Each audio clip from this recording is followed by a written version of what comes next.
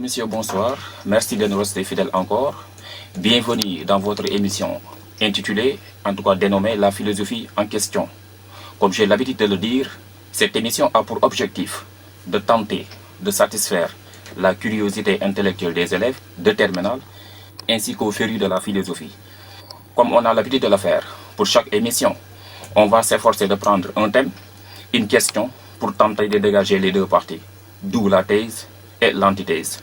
Alors, pour le deuxième numéro de votre émission, La philosophie en question, nous allons nous efforcer de répondre à une question fondamentale qui revient souvent, en tout cas une question qui revient souvent dans la bouche des élèves, à savoir la tâche du philosophe, autrement dit, en tout cas, se particulariser, ne pas s'habituer au monde, est-ce la marque du vrai philosophe? Je reprends la question.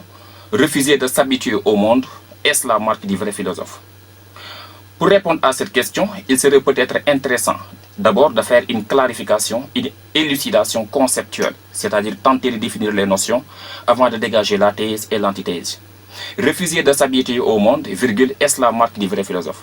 D'abord, que signifie l'expression refuser de s'habituer au monde? Cette expression pourrait signifier quoi? Se particulariser, se démarquer, se détacher, se déconnecter des réalités de la vie. À la question de savoir quelle est la nature, la fonction, l'identité du philosophe, le paradoxe auquel nous sommes acculés et confrontés est de savoir le philosophe peut avoir plusieurs fonctions au sein de la société.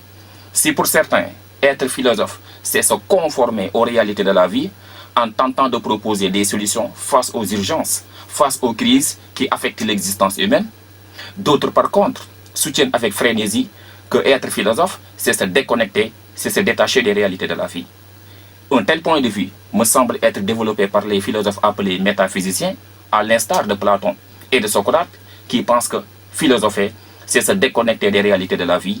Philosopher, c'est se démarquer du monde sensible pour s'efforcer de contempler la vérité dans le monde intelligible, si vous voulez, dans le monde des idées.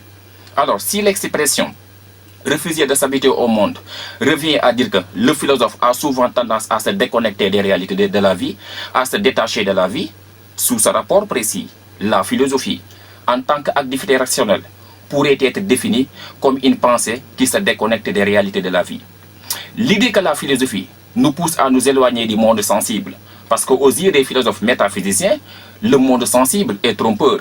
Le monde sensible ne mérite pas, en tout cas, qu'on lui accorde une confiance absolue. Le monde sensible est transitoire, le monde sensible est changeant. C'est la raison pour laquelle, ici, pour valider peut-être la thèse, il serait peut-être intéressant d'évoquer la posture, la position de Vladimir Jankélévitch qui disait « Philosopher, c'est se comporter à l'égard du monde comme si rien n'allait de soi ». Lorsque Vladimir Jankélévitch nous fait savoir que philosopher, c'est se déconnecter, se comporter à l'égard du monde comme si rien n'allait de soi, il me semble qu'il y ait deux expressions fondamentales qui méritent d'être prises en charge. Deux expressions fondamentales qui méritent d'être décortiquées et expliquées. Si philosopher, c'est se déconnecter, c'est se refuser de s'habituer. Si philosopher, c'est refuser de s'habituer aux réalités de la vie, on comprend dans ce sens que la quête de la vérité à laquelle aspire le philosophe, cette vérité-là, on ne peut pas la trouver dans le monde sensible, mais cette vérité, on la trouve dans le monde intelligible, dans le monde des idées. Dans le même ordre d'idées, de montrer que la philosophie se déconnecte des réalités de la vie, il serait peut-être ici intéressant de convoquer au débat, en tout cas d'emprunter la citation de Jacques-Ellul Rousseau qui dit, je cite, j'ouvre des guillemets, « Je commence à philosopher lorsque je rompe le cercle des évidences établies et la chaîne du quotidien. Recevoir le baptême philosophique, c'est décider de repartir à zéro. » À travers cette citation, on comprend que Jacques-Ellul Rousseau laisse entendre que la philosophie n'est pas une activité qui se penche sur les réalités de la vie. La philosophie n'est pas cette activité qui s'intéresse aux réalités du monde sensible. Mais philosopher, c'est prendre l'entière décision de se détacher, de se déconnecter des réalités de la vie. Voilà pourquoi ici l'expression « refuser de s'habituer au monde » pourrait signifier se particulariser, se déconnecter. Est-ce la marque du vrai philosophe? La marque pourrait signifier la nature, la fonction, le rôle. Le philosophe, quant à lui, nous le savons, il est souvent défini comme un désireux, un amoureux de la vérité, dont l'attitude est caractérisée par la contestation, la remise en cause incessante et permanente, qui se déconnecte souvent des réalités de la vie. Dans cette perspective, on comprend que l'exercice l'activité philosophique nous invite à nous détacher des réalités de la vie. Toutefois, ce qu'il faudra mettre en relief, ce qu'on pourrait mettre en exergue, c'est que la philosophie n'a pas seulement pour fonction de nous éloigner des réalités de la vie. Certains philosophes, en tout cas l'histoire de la philosophie, a montré que certains philosophes, ils se sont efforcés de s'intéresser aux réalités de la vie pour tenter d'y apporter des solutions. D'ores et déjà, le philosophe hollandais Baruch Spinoza disait « La philosophie n'est pas une réflexion sur la mort, mais elle est une méditation sur la vie. » Quand Baruch Spinoza nous fait savoir que la philosophie n'est pas une réflexion sur la mort, mais elle est une méditation sur la vie, cela laisse entendre qu'aux yeux de Baruch Spinoza, être philosophe ne signifie pas de se déconnecter des réalités de la vie.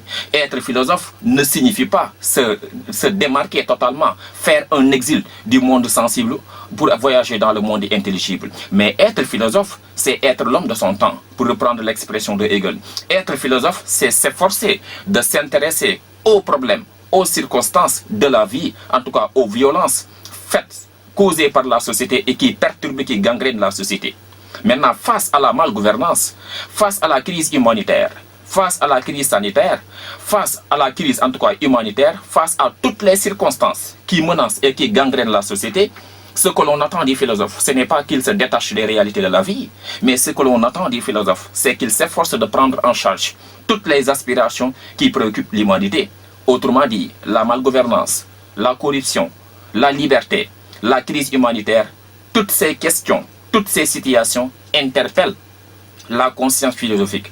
Dans cette perspective, on pourrait redéfinir la philosophie en disant que la philosophie n'est pas une déconnexion, n'est pas une activité en tout cas déconnectée ou bien coupée des réalités de la vie, mais le vrai philosophe doit être non seulement l'homme de son temps, mais le vrai philosophe doit être un guide qui doit orienter sa population vers la quête de la vérité, mais également il doit orienter sa population pour une société meilleure, mais aussi en proposant des solutions idoines et salvatrices.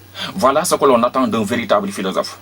De ce point de vue, on comprend que la philosophie n'est pas une activité qui nous éloigne des réalités de la vie, mais la philosophie pourrait être cette activité qui nous pousse à nous intéresser aux urgences, aux réalités, en tout cas aux aspirations, aux difficultés auxquelles les hommes sont confrontés.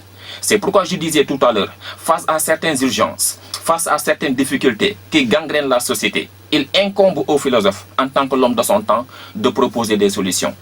C'est peut-être dans ce sens qu'on peut comprendre les propos du philosophe français Maurice Merleau-Ponty lorsqu'il déclare, je cite, « Être philosophe, c'est être au milieu des hommes. » Lorsque Maurice Merleau-Ponty nous fait savoir que être philosophe, c'est être au milieu des hommes, c'est une excellente façon de nous faire comprendre que le philosophe ne doit pas être dans les nuées, mais le philosophe ne doit pas être quelqu'un qui se détache totalement des réalités de la vie, mais être philosophe, c'est réfléchir sur les difficultés, c'est proposer des solutions, des difficultés sur les urgences qui gangrènent, en tout cas qui perturbent la société.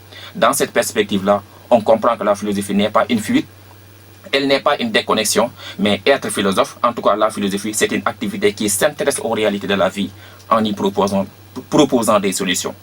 Voilà en somme, pour résumer, les quelques contributions qu'on avait apportées, en tout cas pour tenter de répondre à cette question, dans le but de satisfaire la curiosité intellectuelle des élèves. Je vous donne rendez-vous dimanche prochain pour un autre numéro. Merci beaucoup.